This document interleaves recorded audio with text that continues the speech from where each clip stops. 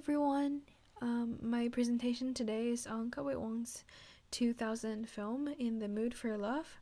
I am going to talk about how he made certain artistic choices to accurately portray Hong Kong in the 1960s. So first, just to go through some quick demographic information, Hong Kong in the 1960s already had a population of 3.1 million people, which is quite a lot. And you can see on the left here is a map of Hong Kong with the outline of New York overlaid on top of it. So yeah, the blue line is the size of New York.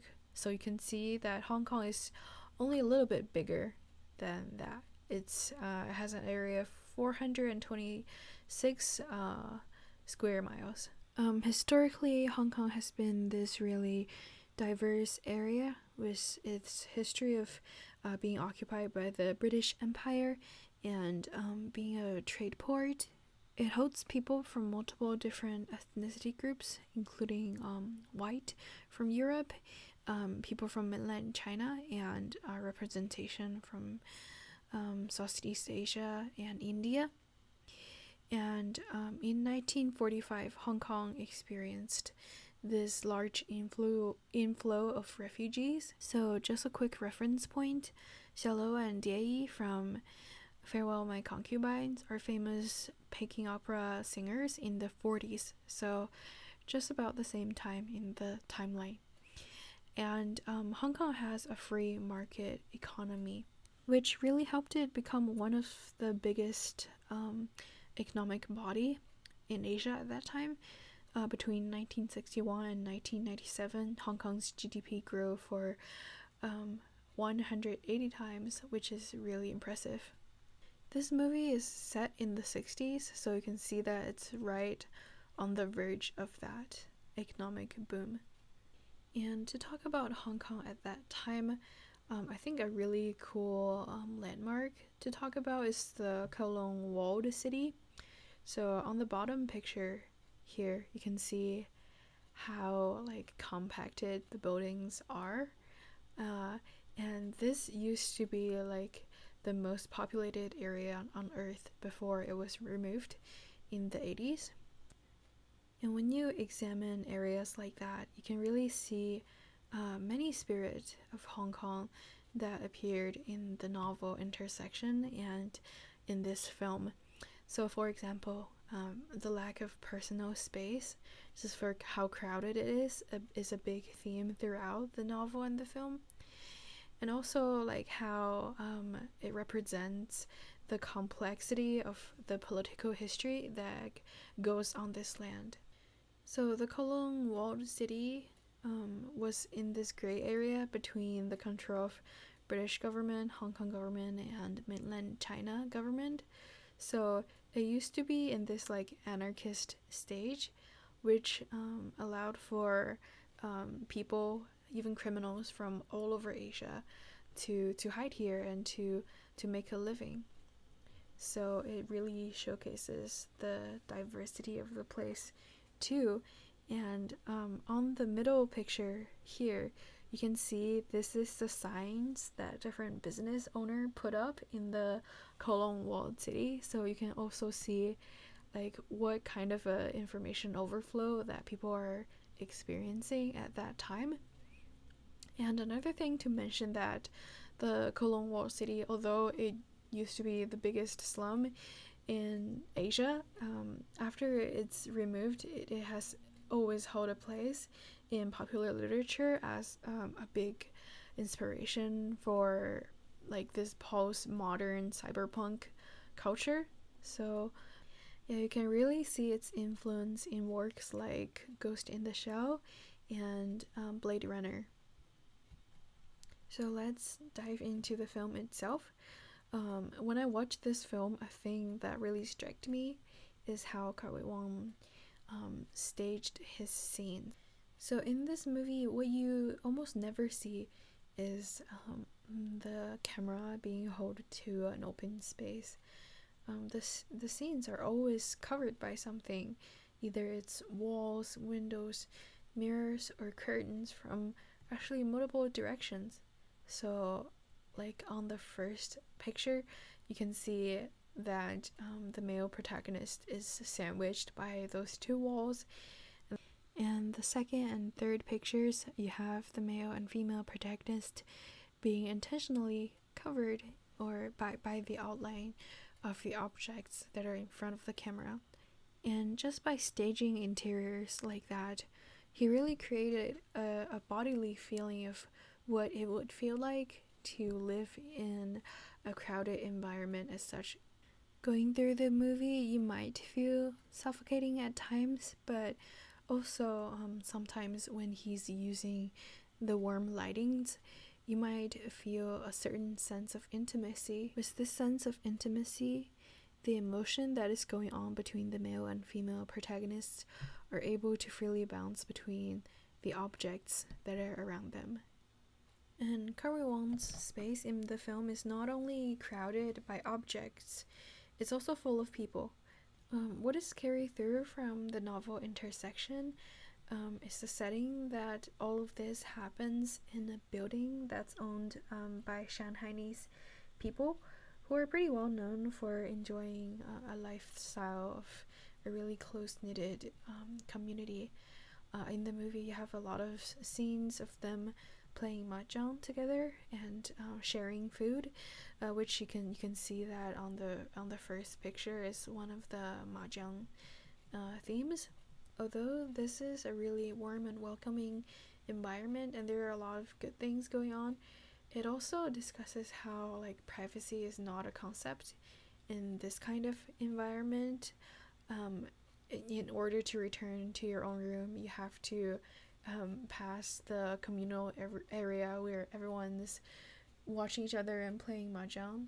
Although the male and female protagonists, they participate in some of those daily activities, I really view them as outliers of this kind of lifestyle. Both of their spouses are cheating on them, and they usually like appear alone in the apartment, so they have this like common loneliness that they're sharing, which is also carried through from the novel.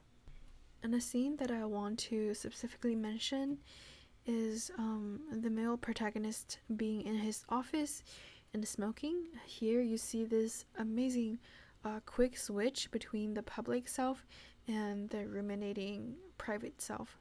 On the second picture, you can see our male protagonist communicating with his co-workers. However, as he's walking to the glasses and staring at that while smoking, he instantly put on this different ruminating face, as if he fall into his own imagination and fantasies, which is also we can find this kind of theme in the novel. And not just glasses, mirrors are also appearing as important motifs throughout the film, so it can serve so many like different functions. So the first picture you see here is the scene where our male protagonist first learned that his wife is cheating on him. She's like going on dates without telling him, and in this frame you only have his reflections in the mirror without his actual self appearing in the camera. The director intentionally left this shot long, and he waited for the awkwardness and just the loneliness to ferment a little bit in the air, and this is a truly alienating and lonely moment in the film. Also, the mirror can show the ambiguousness of someone's personality. So throughout the male and female's relationship in the film, they always show this duality of accepting their true emotion versus rejecting their affair because of how immoral it is. So in the second frame, you can see our male protagonist literally splits into two, and you can see this conflict, this internal conflict that is going on. And also the mirror can serve a revelation effect, as shown on the third frame. Here, our male protagonist is looking at his lover, which is on the bed, and gesturing to him. And interestingly, the director chooses to shot this scene through the mirror, not directly pointing the camera at the actors and actresses. And this artistic choice almost add a layer of objectivity to what is going on. So I think it's a really a moving moment, going from those people that are really involved in their own emotion, and then you switch to a mirror scene where you have like a more indifferent look at what's going on. And with those scenes that all happen in the mirror, you can see the male and female's attempt to assess themselves, to constitute their own image through objects like mirrors.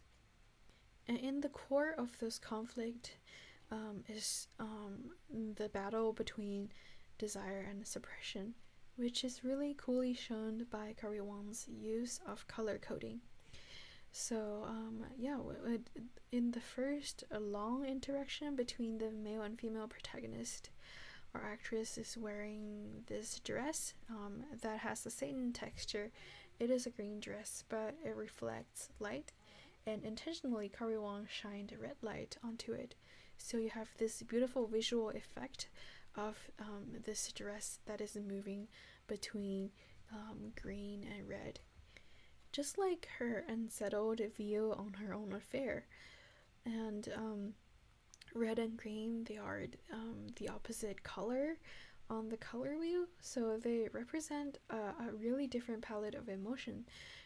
Red, we might think about lust when we see like really saturated red, which is set in the curtain near the hotel. And when we think of green, it might has connotations with jealousy, but also it's the color for vitality, which you can see in the third image. We have this violently green plant that's going beside the hotel. So with most of the scenes shot indoors or at night, we can almost see like the green and red are pushed to the corner to react, just like how the male and female are both living in desperation, and they're really trying to figure out what their emotion means. And with all of those unresolved conflicts going on, what I love so much about this film is that the director doesn't point you to a specific direction. He doesn't offer a solution that will just magically solve all problems. And part of it is because for people living in Hong Kong at that time, they're living under the influence of multiple different cultures. So for example, you have the novel technology that's coming in through trade. For example, on the first image, there's a rice cooker, and they also have those really advanced radios and handbags from Japan. And to mention the music that's going on, there's really a richness of musical contents. For example, we have the jazz pieces sung by Nat King Cole, and you also have those Chinese opera passages going on in the background, and the soundtrack that's commissioned for this movie, it is played by cellos, so Western classical influences maybe. So yeah, I think the mixture of music is actually the most accurate way to represent the mixture of culture that's going on in Hong Kong at that time. And just to briefly touch upon the religious aspect of Hong Kong, is that although we generally think of Hong Kong as this really superstitious place almost, there is never one single religion that dominated Hong Kong. So yeah, there is this mixture of Buddhism, Taoism, and Christianity.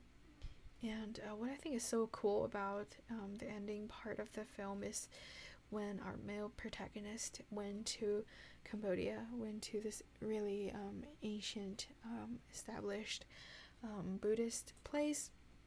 What is watching his shoulder is not an old monk or a god that is ready to give him explanation or ready to offer him advice that he can follow directly. Rather, it's this young and simple little monk. So, although religion is there, it takes a more observational role in people's life. So, yeah, in the end, there is no like clear guidance that's sent out. People will still have to like face the weight of their own life. And yeah, like what Wai Wong landed on eventually is not a moral lesson about the affair. Rather, it is about a memory for the time that passed. This movie is made in the 2000s, and 3 years before that, China just reclaimed Hong Kong from Britain. So, yeah, people are waiting. People are there to face a new norm, and whatever Hong Kong was before, it might become something new in the future. So there's this general anxiety and general nostalgic feeling to record down the old face of Hong Kong while it still lasts. So yeah, this thinking actually sparkled a lot of good artworks. So this movie is actually a part of a trilogy that the director made. All of those are loosely connected through the female protagonist, and all of those happen in the 60s and are about the theme of loss of memory. And I want to end my presentation with this image, which was originally part of the film, but the director decided to cut it out in the final version. I think without this scene, what this affair actually is, whether it's love, it's empathy, companionship, or just the sadness of incompetence, we never know. It remains in ambiguity. And with that mesmerizing obscurity, we're given the chance to be invited into that time and space in Hong Kong and really be able to reflect on our own personal emotions. This is my presentation. Thank you.